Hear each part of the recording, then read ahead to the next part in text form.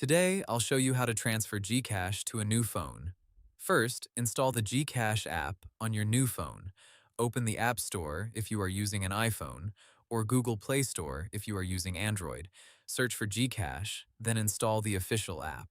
Once the app is installed, open it. Enter the same mobile number that is registered to your GCash account. GCash will send a verification code, also called an OTP, to your registered mobile number. Enter the OTP exactly as shown. Now enter your MPIN to sign in. If GCash asks you to verify the new device, follow the steps on the screen. This may include face verification, security questions, or another identity check.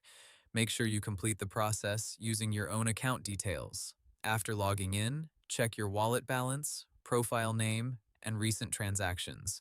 Your GCash balance is linked to your account, not to your old phone, so it should appear after you sign in successfully. If you changed your phone but kept the same SIM card, make sure the SIM is inserted in the new phone so you can receive the OTP.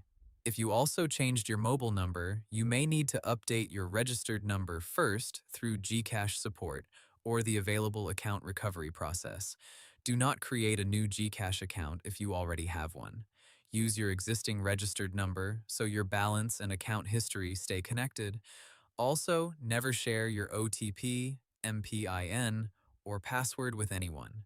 GCash support will not ask for these codes. If you cannot log in on the new phone, open the GCash Help Center and submit a ticket for account access or device transfer issues. So, to keep it simple, install GCash on the new phone, enter your registered mobile number, verify with OTP, enter your MPIN, complete device verification, and check your account. And that's how you transfer GCash to a new phone. Hope the tutorial was helpful. Subscribe to my channel and see you in the next video.